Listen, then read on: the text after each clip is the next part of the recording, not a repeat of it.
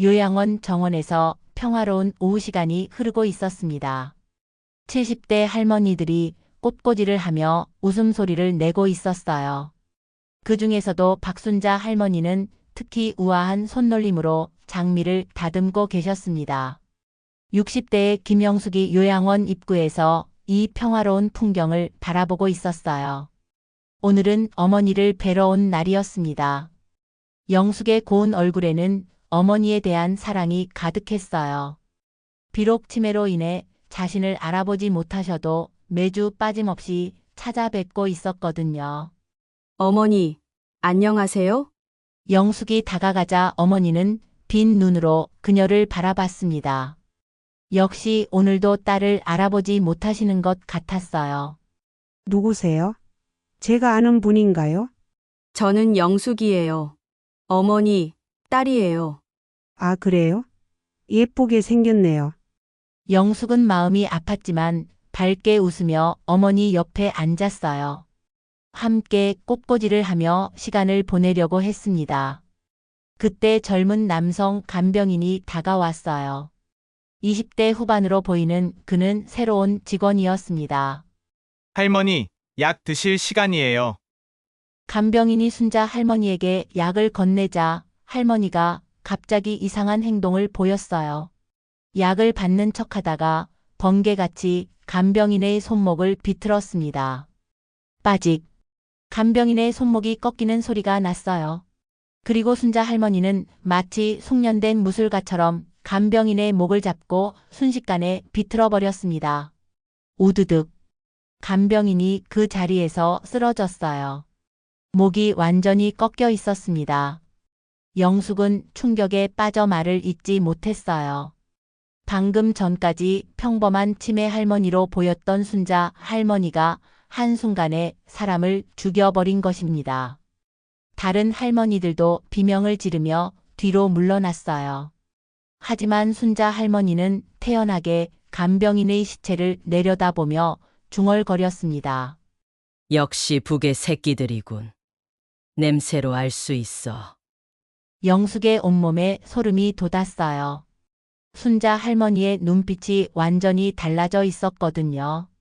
치매로 인한 빈 눈이 아니라 날카롭고 냉혹한 살인자의 눈이었습니다. 할머니! 지금 뭘 하신 거예요? 순자 할머니가 영숙을 바라보며 미소를 지었어요. 얘야, 이제 시작이야. 우리의 마지막 전쟁이 말이지. 영숙은 이해할 수 없었어요. 분명히 평범한 치매 할머니였는데 어떻게 이런 일이 가능한 걸까요? 요양원 직원들이 달려왔지만 순자 할머니는 이미 사라진 후였어요. 마치 연기처럼 흔적도 없이 사라져버린 것입니다. 엄청난 고수의 향기가 나는 순자 할머니는 누구일까요? 구독과 좋아요는 영상 제작에 큰 힘이 됩니다. 이야기는 계속됩니다. 경찰이 도착했고 영숙은 조사를 받았어요. 하지만 믿어주는 사람은 아무도 없었습니다. 70대 치매 할머니가 젊은 남성을 순식간에 죽였다는 말을 누가 믿겠어요? 형사가 영숙에게 물어봤습니다. 정말 박순자 할머니가 그 간병인을 죽였다고 생각하세요? 제가 직접 봤어요. 분명히 할머니가. 하지만 박순자 할머니는 중증 치매 환자입니다. 혼자서는 걷기도 힘들어 하시는 분이에요. 영숙은 답답했어요. 자신이 본 것이 분명한데 아무도 믿어주지 않았거든요. 집으로 돌아가는 길에 영숙은 계속 생각했어요. 순자 할머니가 마지막에 한 말이 계속 머릿속을 맴돌았습니다. 북의 새끼들이라는 표현, 그리고 마지막 전쟁이라는 말이요. 설마 순자 할머니가 예전에 스파이였던 건 아닐까요? 그날 밤 영숙은 잠을 이룰 수 없었어요. 계속해서 순자 할머니의 날카로운 눈빛이 떠올랐거든요. 그리고 한 가지 확신이 들었습니다. 이 일은 아직 끝나지 않았다는 것을요. 다음 날 아침 뉴스에서 충격적인 소식이 나왔어요. 어젯밤 서울 시내에서 70대 노인 한 명이 의문사했습니다. 경찰은 타살 가능성을 열어두고 수사하고 있다고 발표했어요. 영숙은 TV 화면에 나온 사망자의 얼굴을 보고 깜짝 놀랐습니다. 바로 요양원에서 자주 봤던 할아버지였거든요. 순자 할머니와 같은 시기에 입원했던 분이었어요. 이제 영숙은 확신했습니다. 순자 할머니가 계획적으로 사람들을 죽이고 있다는 것을요. 그리고 자신도 위험에 처해 있을지 모른다는 두려움이 밀려왔습니다. 영숙은 결심했어요. 이 미스터리를 풀어내야겠다고요. 순자 할머니의 정체가 무엇인지 그리고 왜 사람들을 죽이고 있는지 알아내야 했습니다. 하지만 영숙은 몰랐어요. 자신도 이미 순자 할머니의 타겟 명단에 올라 있다는 사실을 말이에요. 영숙은 밤새 인터넷을 뒤져 박순자에 대한 정보를 찾아봤어요. 하지만 나오는 건 기본적인 신상 정보뿐이었습니다. 평범한 할머니의 이력만 있을 뿐 특별한 점은 전혀 찾을 수 없었어요. 다음 날 영숙은 요양원에 다시 찾아갔습니다. 어제 일어난 사건 때문에 요양원은 아직 소란스러웠어요. 경찰 테이프가 붙어 있고 직원들도 불안해하고 있었습니다. 원장님과 면담을 요청한 영숙이 사무실로 들어갔어요. 어제 일은 정말 충격적이었어요. 박순자 할머니에 대해 더 자세히 알고 싶은데요. 원장이 한숨을 쉬며 대답했습니다. 순자 할머니는 3년 전에 오셨어요. 가족들이 치매 증상 때문에 모시고 오셨죠. 가족은 누가 계신가요? 그게 이상해요. 처음 등록할 때는 아들이 왔는데 그 후로는 연락이 완전히 끊겼어요. 영숙의 의심이 더 깊어졌어요. 할머니가 평소에 하신 말씀 중에 기억나는 게 있나요? 가끔 잠꼬대를 하실 때가 있었어요. 북한 사투리로 뭔가 중얼거리시곤 했죠. 하지만 깨어나시면 전혀 기억하지 못하셨어요. 영숙은 소름이 돋았어요. 역시 순자 할머니와 북한 사이에는 뭔가 연결고리가 있는 것 같았습니다. 요양원을 나온 영숙은 국가정보원에 근무하는 대학 동창 박현수에게 전화를 걸었어요. 현수야, 나야. 급히 만날 수 있을까? 몇 시간 후 조용한 카페에서 두 사람이 만났습니다. 현수는 영숙의 이야기를 듣더니 진지한 표정을 지었어요. 영수가 그 이야기는 아무에게도 하면 안 돼. 왜? 뭔가 알고 있는 거야? 현수가 주변을 둘러보더니 작은 목소리로 말했습니다. 박순자라는 이름. 우리 내부 자료에 있어.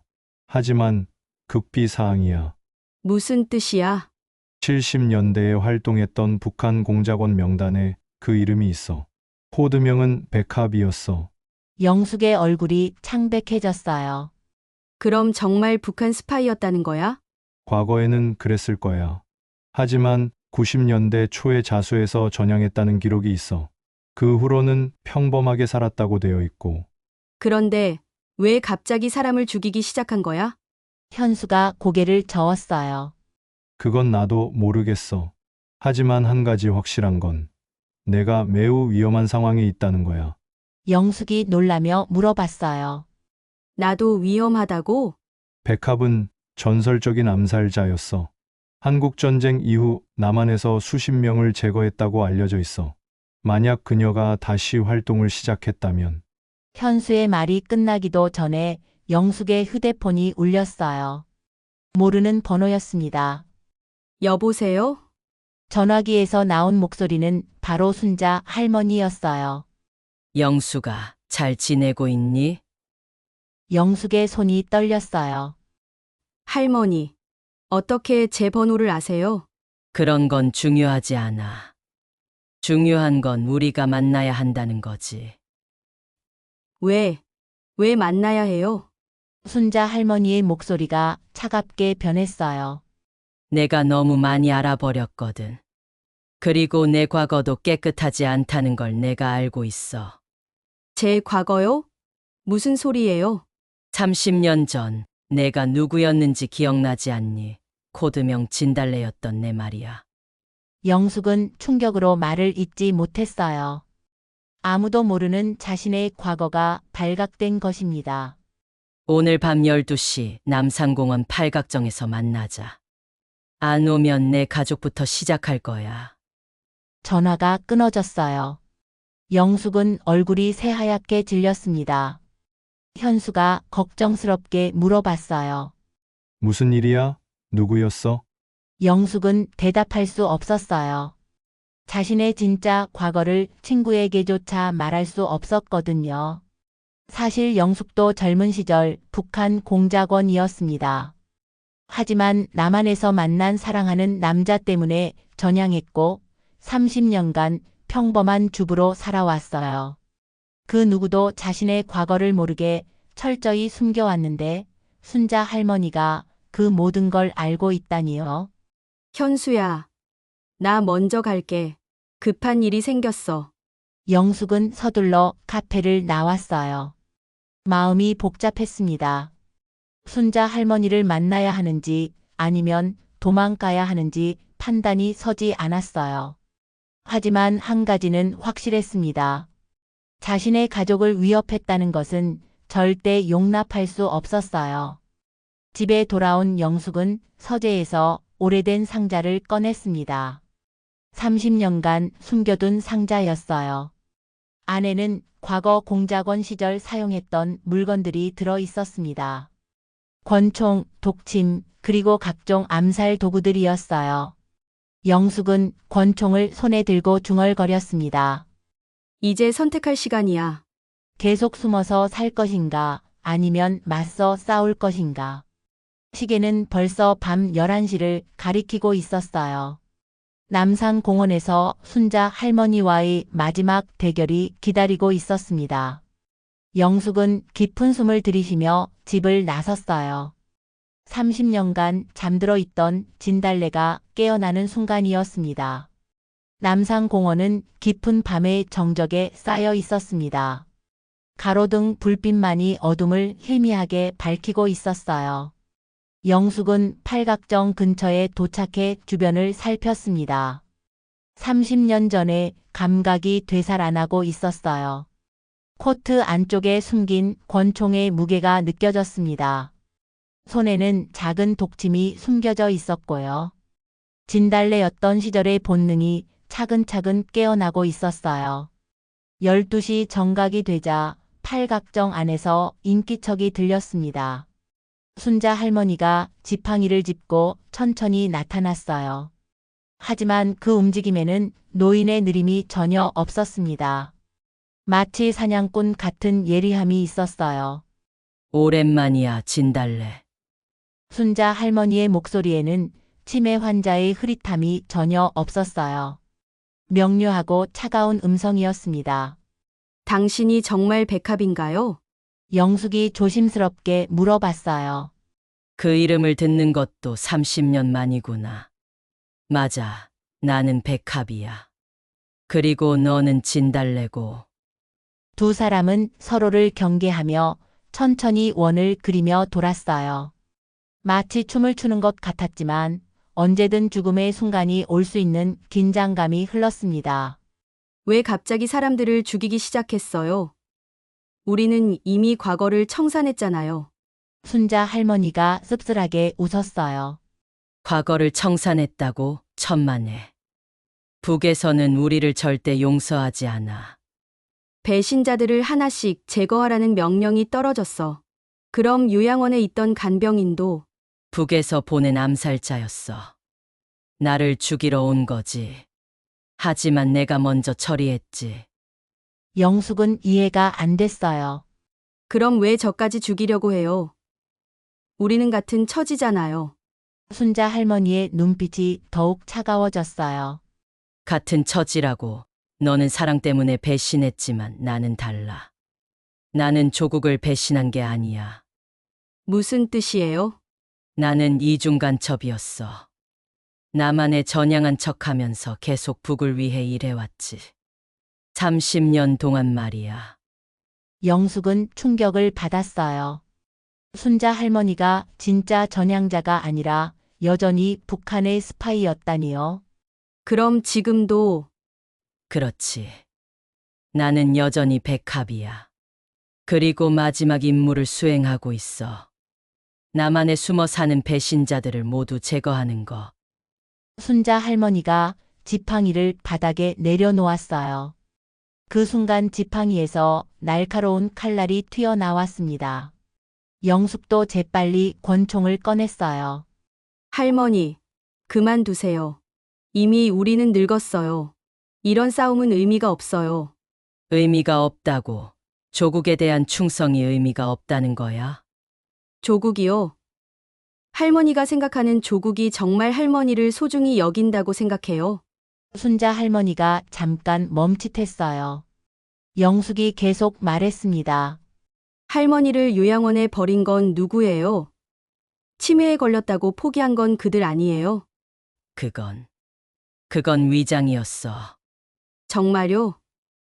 그럼 왜 3년 동안 연락도 없었어요? 진짜 치매에 걸렸을 때도 아무도 찾아오지 않았잖아요. 순자 할머니의 손이 살짝 떨렸어요. 영숙이 한 걸음 더 다가갔습니다. 할머니, 우리는 이용당한 거예요. 젊을 때는 조국을 위해서라고 믿었지만 결국 우리는 그냥 도구였을 뿐이에요. 닥쳐. 너 같은 배신자가 무슨 말을 해. 순자 할머니가 칼을 휘둘렀지만 영숙이 재빠르게 피했어요. 30년의 공백에도 불구하고 몸이 기억하고 있었습니다. 두 사람의 격투가 시작되었어요. 70대와 60대의 할머니들이라고는 믿기 어려운 민첩함이었습니다. 마치 시간이 되돌아간 것 같았어요. 순자 할머니가 칼을 찌르자 영숙이 옆으로 굴러 피했어요. 그리고 독침을 던졌지만 순자 할머니도 능숙하게 피했습니다. 여전하구나, 진달래. 할머니도 마찬가지예요. 백합. 하지만 나이는 속일 수 없었어요. 두 사람 모두 숨이 가빠지기 시작했습니다. 그때 순자 할머니가 갑자기 주저앉았어요. 가슴을 움켜쥐며 괴로워했습니다. 할머니. 영숙이 달려가 순자 할머니를 부축했어요. 심장이. 순자 할머니가 괴로워하며 말했어요. 오랜 투병 생활과 스트레스가 한꺼번에 몰려온 것 같았습니다. 영숙은 망설이지 않고 구급차를 불렀어요. 왜 날 도와주는 거야? 같은 여자니까요. 그리고 우리는 결국 같은 처지예요. 순자 할머니의 눈에서 눈물이 흘렀어요. 미안해. 정말 미안해. 구급차가 도착할 때까지 영숙은 순자 할머니의 손을 잡고 있었어요. 적이었지만 동시에 같은 시대를 살아온 동지이기도 했습니다. 병원으로 가면서 순자 할머니가 중얼거렸어요. 아직 끝나지 않았어. 더 많은 사람들이 온다고. 영숙은 가슴이 철렁했어요. 순자 할머니 말고도 더 많은 암살자들이 있다는 뜻이었거든요. 그리고 자신도 여전히 타겟이라는 사실을 깨달았습니다. 병원에서 하룻밤을 보낸 영숙은 순자 할머니가 중환자실에 있다는 소식을 들었어요. 하지만 마음 편히 쉴 수는 없었습니다. 더 많은 암살자들이 온다는 말이 계속 머릿속을 맴돌았거든요. 집으로 돌아온 영숙은 남편 김철호가 아침 식사를 준비하고 있는 모습을 봤어요. 결혼 30년 동안 자신의 정체를 전혀 모르고 살아온 남편이었습니다. 여보, 어젯밤에 어디 갔었어? 늦게 들어오던데. 영숙은 어떻게 대답해야 할지 몰랐어요. 그냥 친구 만나고 왔어. 그때 28살 된 아들 민수가 거실에서 나왔어요. 엄마, 오늘 회사에 안 가세요? 벌써 9시예요. 영숙은 자신이 평범한 회사원으로 일하고 있었다는 사실을 잠깐 잊고 있었어요. 어젯밤의 일들이 너무 현실 같지 않았거든요. 아, 맞다. 오늘 휴가 냈어. 그런데 영숙의 휴대폰이 울렸어요. 모르는 번호였습니다. 여보세요? 목소리는 중년 남성이었어요. 하지만 어딘가 차가운 느낌이 있었습니다. 김영숙 씨죠? 만나서 얘기할 게 있습니다. 누구세요? 그건 만나서 얘기하죠. 오늘 오후 2시 강남역 스타벅스에서 기다리겠습니다. 만약 안 오면 어떻게 되는 거죠? 남성이 낮게 웃었어요. 아드님이 다니는 회사 주소를 아시죠? 서초동 삼성빌딩 12층이었나요? 영숙의 얼굴이 창백해졌어요. 아들까지 위협하고 있는 것입니다. 알겠어요. 갈게요. 현명한 선택이군요. 전화가 끊어지자 영숙은 당황했어요. 순자 할머니 말이 맞았습니다. 정말 더 많은 사람들이 오고 있었어요. 민수가 엄마의 표정을 보고 걱정했어요. 엄마, 무슨 일이세요? 얼굴이 안 좋아 보여요. 아니야. 아무것도 아니야. 하지만 영숙은 아들을 보호해야 한다는 생각뿐이었어요. 이제 더 이상 혼자만의 문제가 아니었습니다. 민수야. 오늘 회사 안 가면 안 될까? 갑자기 왜요? 오늘 중요한 프레젠테이션이 있는데. 영숙이 아들의 손을 꽉 잡았어요. 제발. 엄마 말 들어. 오늘만 집에 있어줘. 민수는 엄마의 간절한 표정을 보고 고개를 끄덕였어요. 알겠어요. 회사에 연락해 볼게요. 영숙은 안도했지만 남편도 걱정되었어요. 여보. 당신도 오늘 외출하지 마요. 철호가 의아해했어요. 왜? 무슨 일이라도 있어? 그냥 가족끼리 오랜만에 시간을 보내고 싶어서요. 오후 2시가 되어 영숙은 강남역 스타벅스에 도착했어요. 구석진 자리에 혼자 앉아있는 중년 남성을 발견했습니다. 40대 후반으로 보이는 그는 정장을 입고 있었지만 눈빛이 예사롭지 않았어요. 김영숙 씨군요. 네. 맞아요. 자리에 앉아 남성이 명함을 건넸어요. 평범한 무역회사 이사라고 되어 있었습니다. 제 이름은 박민철입니다. 하지만 진짜 이름은 중요하지 않죠. 당신도 북에서 온 거군요. 박민철이 미소를 지었어요. 저는 좀 다릅니다. 저는 여기서 태어나고 자란 사람이에요. 하지만 조국은 북한이죠. 제1교포 출신인가요? 그런 거라고 보시면 됩니다. 어쨌든 저희의 목적은 단순해요. 진달래 같은 배신자들을 정리하는 거. 영숙이 차갑게 대답했어요. 저는 이미 평범한 사람이에요. 위험하지 않아요. 평범한 사람이 어젯밤에 백합과 싸웠을까요? 영숙은 놀랐어요.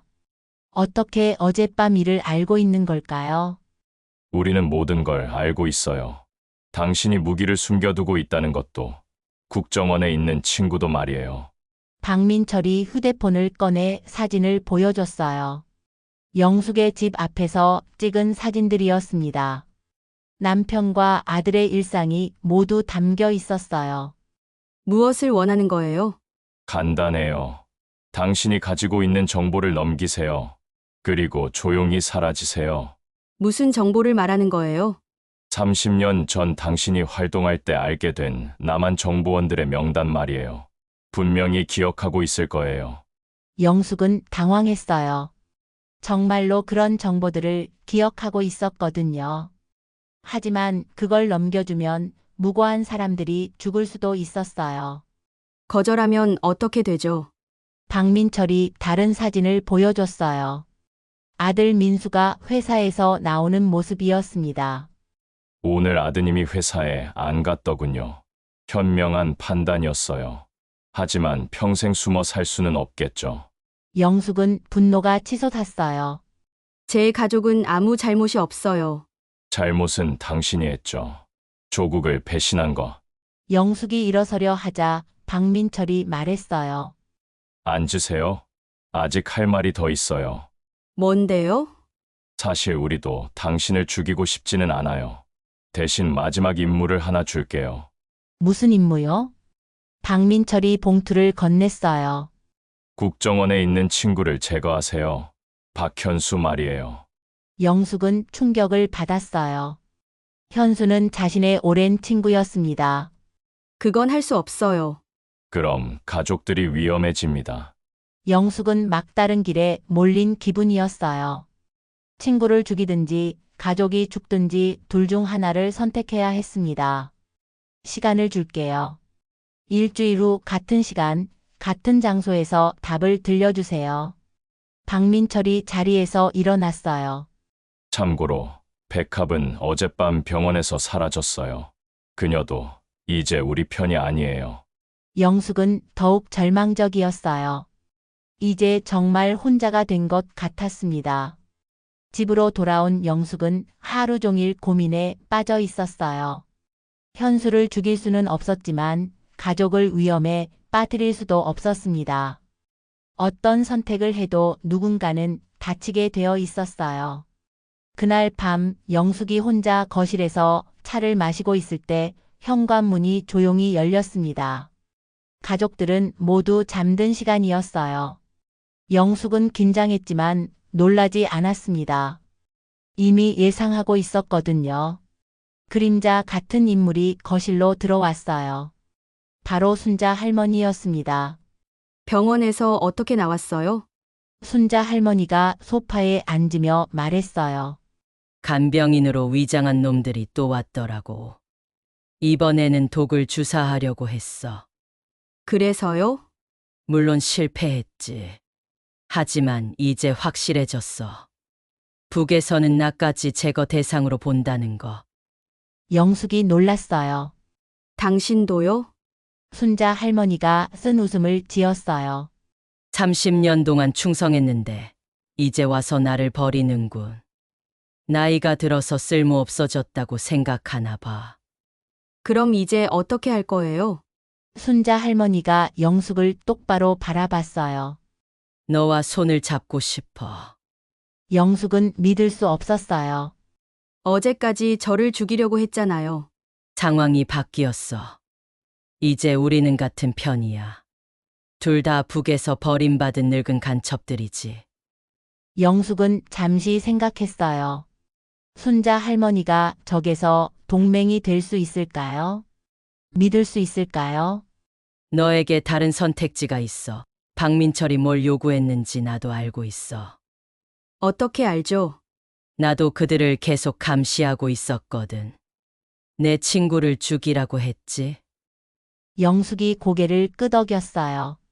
순자 할머니가 계속 말했습니다. 박민철은 나만 태생이지만 북한에서 교육받은 놈이야. 광신도 같은 인간이지. 우리보다 더 위험해. 그럼 어떻게 해야 해요? 먼저 내 가족부터 안전한 곳으로 피신시켜야 해. 그 다음에 놈들과 맞서 싸우는 거지. 영숙이 주저했어요. 제 가족들은 아무것도 모르는데 어떻게 설명하죠? 진실을 말해야지. 이제 더 이상 숨길 수 없어. 다음 날 아침 영숙은 가족들을 거실에 모았어요. 남편 철호와 아들 민수가 의아한 표정으로 앉아 있었습니다. 여보, 아들아, 내가 할 말이 있어. 뭔데요, 엄마? 영숙은 깊은 숨을 들이쉬었어요. 사실, 엄마는 젊었을 때 다른 일을 했었어. 무슨 일이요? 북한 공작원이었어. 거실이 조용해졌어요. 철호와 민수가 농담인 줄 알고 웃으려다가 영숙의 진지한 표정을 보고 멈췄습니다. 설마, 진짜요? 영숙이 고개를 끄덕였어요. 코드명은 진달래였어. 20대에 남한에 잠입했다가 아빠를 만나서 전향했어. 철호가 충격에 빠져 말을 잇지 못했어요. 그럼 우리와 결혼한 것도 처음에는 위장이었어. 하지만 진짜 사랑하게 됐고, 그래서 과거를 버렸어. 민수가 떨리는 목소리로 물어봤어요. 그럼 지금 우리가 위험한 거예요? 영숙이 고개를 끄덕였어요. 북한에서 나를 제거하려고 사람들을 보냈어. 그들이 너희를 위협하고 있어. 철호가 일어서며 말했어요. 그럼 경찰에 신고해야죠. 경찰로는 해결할 수 없어. 이들은 너무 위험해. 그때 순자 할머니가 나타났어요. 가족들이 놀라며 뒤로 물러섰습니다. 누구세요? 영숙이 소개했어요. 이분도 나와 같은 처지예요. 우리를 도와주실 거예요. 순자 할머니가 가족들을 보며 말했어요. 안전한 곳으로 피신하셔야 해요. 오늘 밤에 움직이겠습니다. 어디로 가야 해요? 내가 알고 있는 안전가옥이 있어. 거기서 일단 숨어 있어. 영숙이 가족들에게 말했어요. 미안해. 너희를 이런 위험에 빠뜨려서. 철호가 영숙의 손을 잡았어요. 당신이 과거에 뭘 했든 상관없어. 지금의 당신이 내 아내니까. 민수도 엄마를 안으며 말했어요. 엄마, 우리가 함께 이겨낼 거예요. 영숙은 눈물이 났어요. 가족들이 자신을 버리지 않고 함께 해준다는 게 고마웠습니다. 순자 할머니가 말했어요. 감동적이긴 하지만 지금은 시간이 없어. 박민철이 의심하기 전에 움직여야 해. 그날 밤 가족들은 순자 할머니가 알려준 안전가옥으로 이동했어요. 서울 외곽의 조용한 펜션이었습니다. 여기서 며칠 동안 숨어 있어. 내가 해결할 때까지. 영숙이 가족들과 작별 인사를 나누려 할 때 철호가 말했어요. 당신도 조심해. 꼭 살아서 우리에게 돌아와. 약속할게. 영숙과 순자 할머니는 다시 서울로 돌아왔어요. 이제 진짜 전쟁이 시작되었습니다. 순자 할머니가 영숙에게 말했어요. 이제 우리 둘뿐이야. 젊은 놈들을 상대로 할 자신 있어? 영숙이 결연한 표정으로 대답했어요. 가족을 지키기 위해서라면 뭐든 할 수 있어요. 좋아. 그럼 계획을 세워보자. 두 여성은 마지막 작전을 준비하기 시작했습니다. 나이는 들었지만 여전히 위험한 두 전직 간첩의 반격이 시작되었어요. 영숙과 순자 할머니는 영숙의 집 지하실에서 작전을 계획하고 있었어요. 벽에는 박민철과 그의 조직원들 사진이 붙어 있었고 각종 무기들이 테이블 위에 놓여 있었습니다. 놈들의 약점을 찾아야 해. 순자 할머니가 사진을 가리키며 말했어요. 박민철은 완벽주의자야. 계획대로 되지 않으면 당황하는 타입이지. 그걸 어떻게 이용하죠? 예상하지 못한 상황을 만들어주는 거야. 놈이 통제할 수 없는 상황 말이야. 영숙이 고개를 끄덕였어요. 그런데 할머니, 정말 믿어도 될까요? 어제까지 저기였는데. 순자 할머니가 쓴 웃음을 지었어요. 나도 너를 완전히 믿지는 않아. 하지만 지금은 서로가 필요하잖아. 그때 영숙의 휴대폰이 울렸어요. 박민철이었습니다. 벌써 연락이 왔네요. 받아봐. 자연스럽게. 영숙이 전화를 받았어요. 여보세요? 김영숙 씨, 생각해 보셨나요? 아직. 시간이 더 필요해요. 박민철의 목소리가 차가워졌어요. 가족들이 집에 없더군요. 어디로 숨겼죠? 영숙은 순자 할머니를 보며 대답했어요. 친정에 보냈어요. 잠시 시골에서 쉬고 있어요. 거짓말하지 마세요. 우리가 못 찾을 거라고 생각해요? 영숙이 떨리는 목소리로 말했어요. 제발. 가족들만은. 그럼 빨리 결정하세요. 내일까지 답을 들려주지 않으면 직접 찾아서 처리하겠어요. 전화가 끊어졌어요. 순자 할머니가 말했어요. 놈들이 서두르고 있어. 뭔가 압박을 받고 있는 것 같아. 무슨 뜻이에요? 아마 북에서 빨리 일을 마무리하라고 독촉하고 있을 거야. 그럼 우리에게 기회가 있어. 어떤 기회요? 놈들이 실수할 가능성이 높아진다는 뜻이야. 순자 할머니가 계획을 설명했어요. 내일 만남에서 내가 항복하는 척해. 그리고 나는 뒤에서 놈들을 습격하는 거야. 너무 위험해요. 위험하지 않은 방법이 어디 있어? 우리는 이미 막다른 길에 왔어. 그날 밤 영숙은 잠을 이룰 수 없었어요. 내일이면 모든 게 결정될 텐데 과연 계획이 성공할까요? 다음 날 오후 강남역 스타벅스에 영숙이 먼저 도착했어요. 순자 할머니는 근처에 숨어서 대기하고 있었습니다.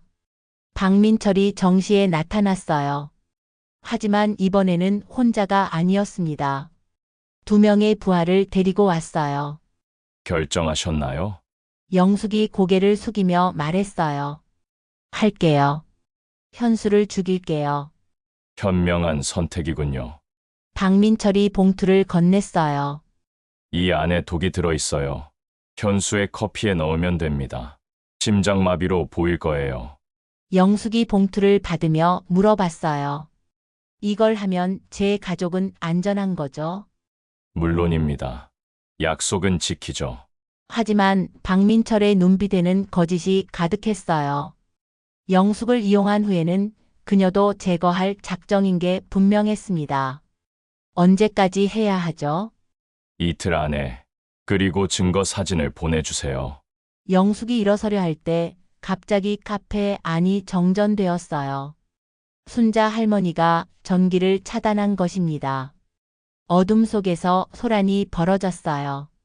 순자 할머니가 박민철의 부하 중 한 명을 기습했습니다. 목에 독침을 찔러 넣자 그는 즉시 쓰러졌어요. 누구야? 박민철이 소리쳤지만 어둠 속에서는 아무것도 보이지 않았어요. 영숙도 재빨리 움직였습니다. 다른 부하의 다리를 걸어 넘어뜨리고 그의 권총을 빼앗았어요.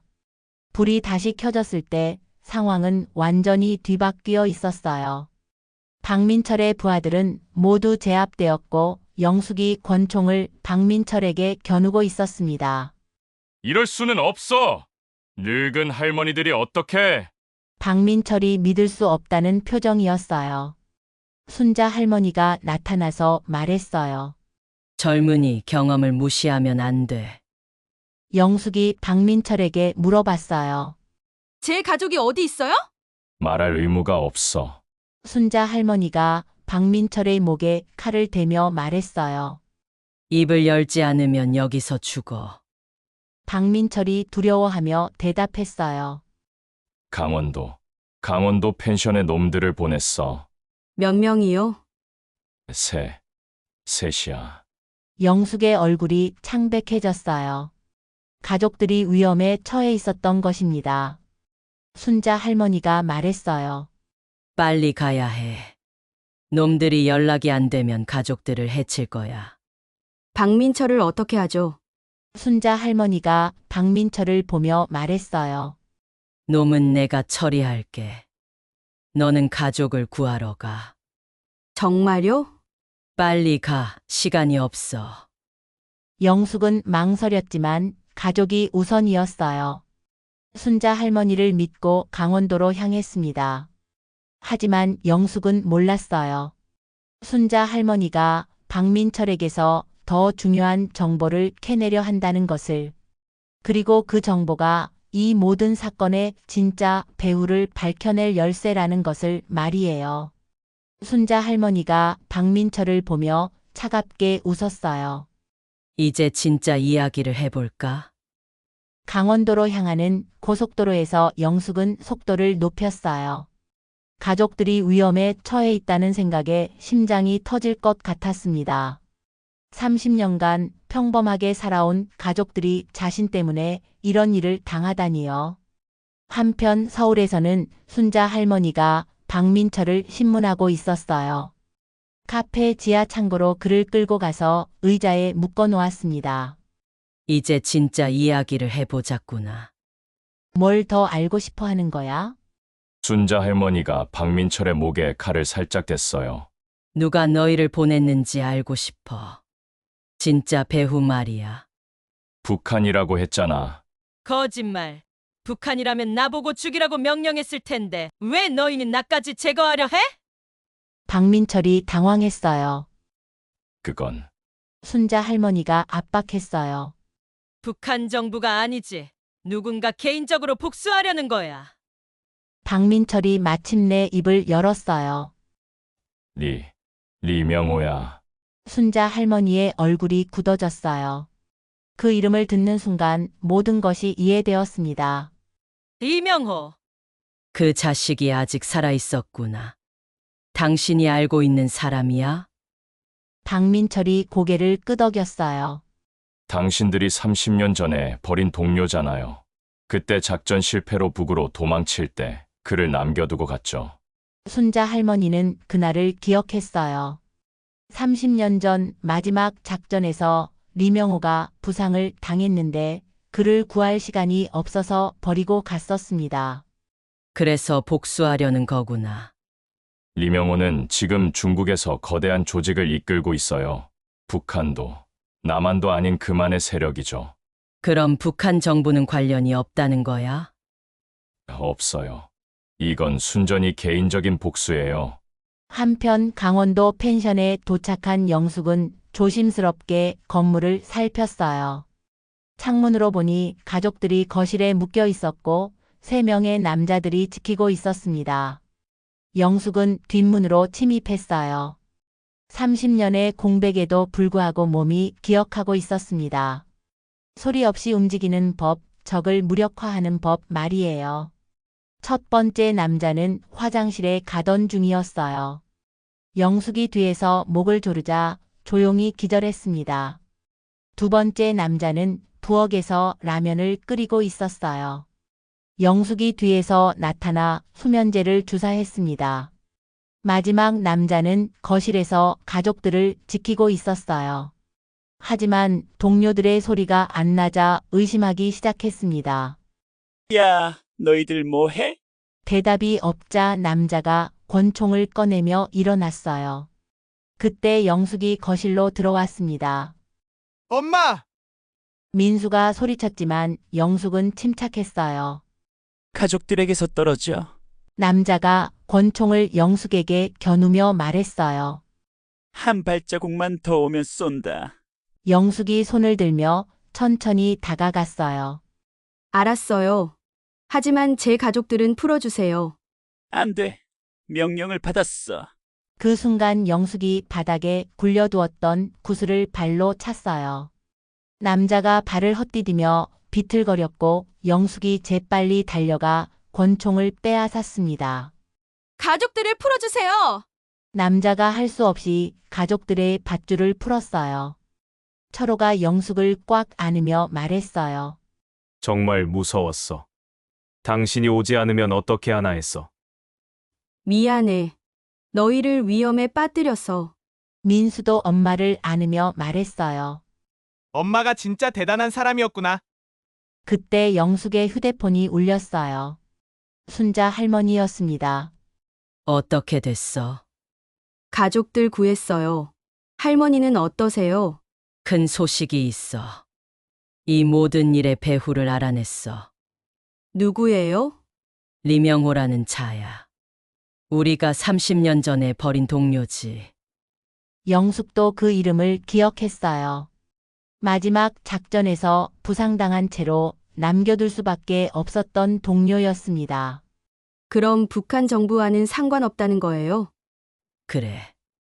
순전히 개인적인 복수야. 그런데 문제가 있어. 뭐가요? 리명호가 직접 한국에 들어왔어. 오늘 밤에 너를 직접 만나겠다고 해. 영숙은 긴장했어요. 어디서요? 인천항 3번 부두. 자정에. 너무 위험해요. 순자 할머니가 말했어요. 하지만 이걸로 끝내지 않으면 평생 쫓겨 다녀야 해. 가족들도 계속 위험할 거고. 영숙은 가족들을 바라봤어요. 이제 정말 마지막 선택을 해야 할 때였습니다.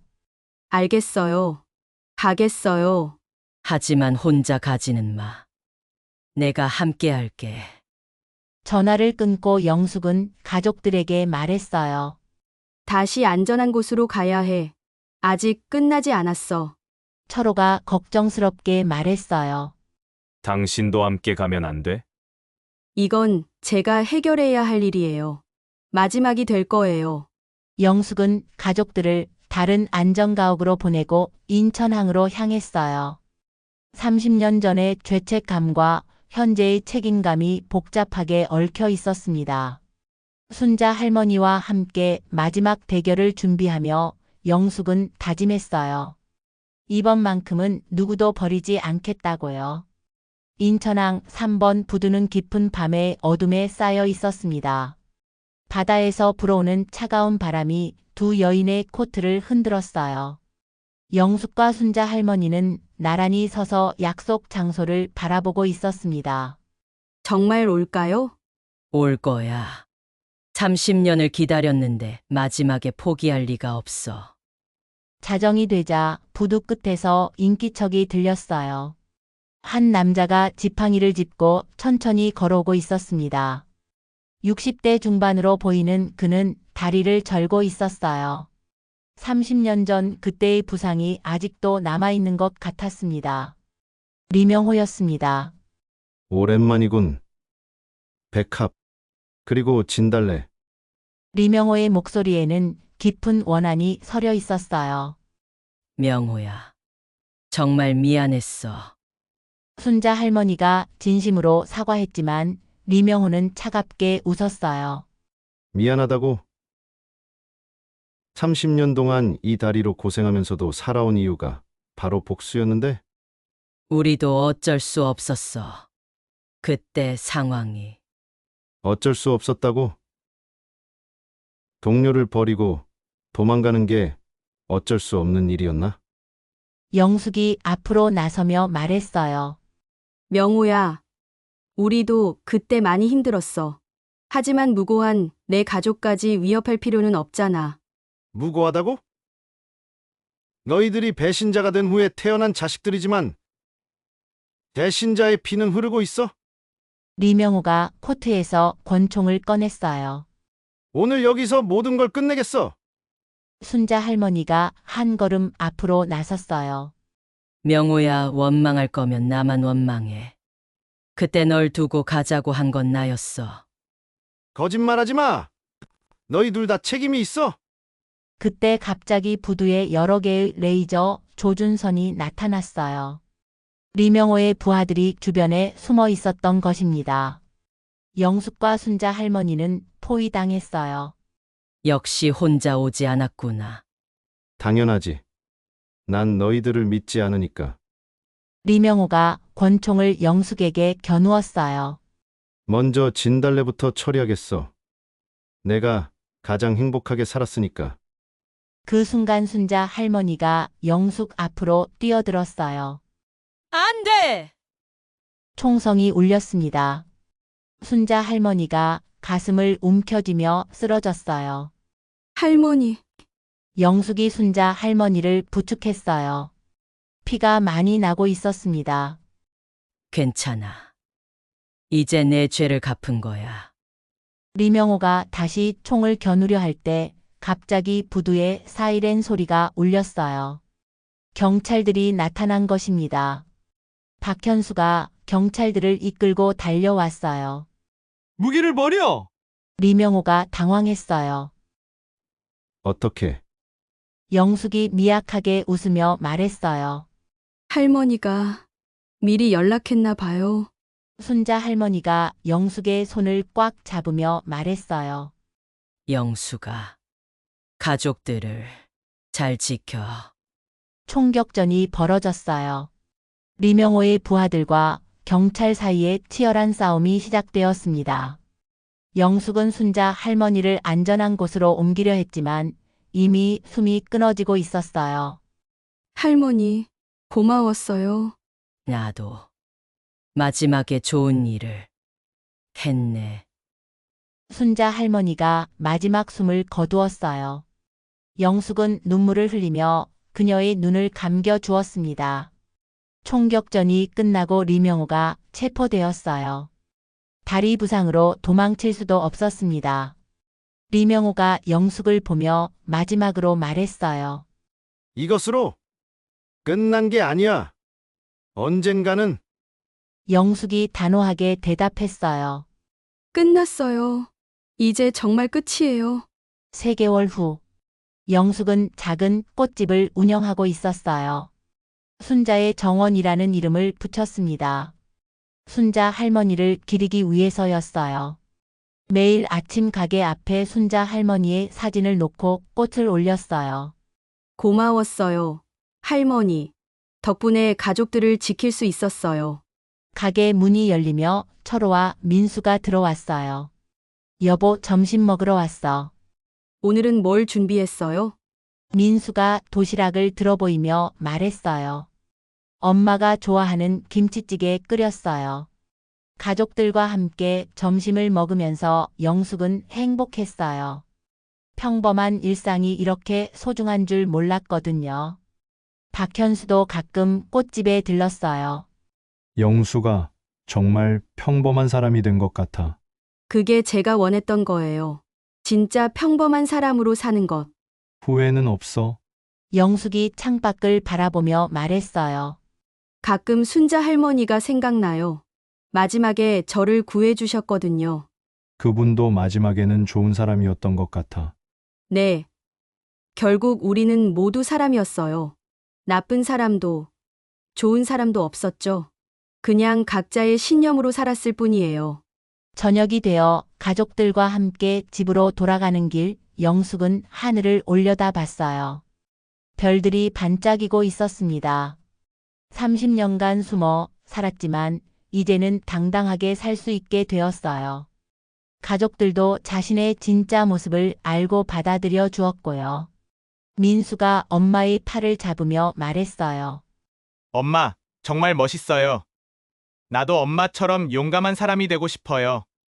용감한 것보다 더 중요한 건 사랑하는 사람들을 지키는 거야. 철호도 아내의 손을 잡으며 말했어요.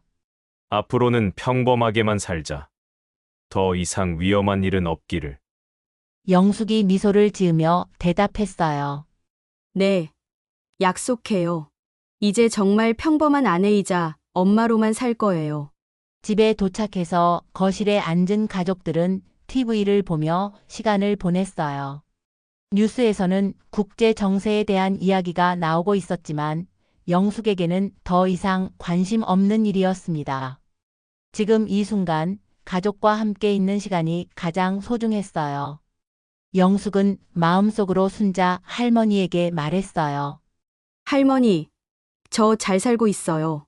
할머니가 지켜준 이 평범한 행복을 소중히 지킬게요. 그날 밤 영숙은 오랜만에 편안한 잠에 들었어요. 더 이상 과거에 얽매이지 않고 진짜 자신의 인생을 살아갈 수 있게 되었습니다. 진달래에서 김영숙으로 이제 진짜 그녀의 이야기가 시작되었어요.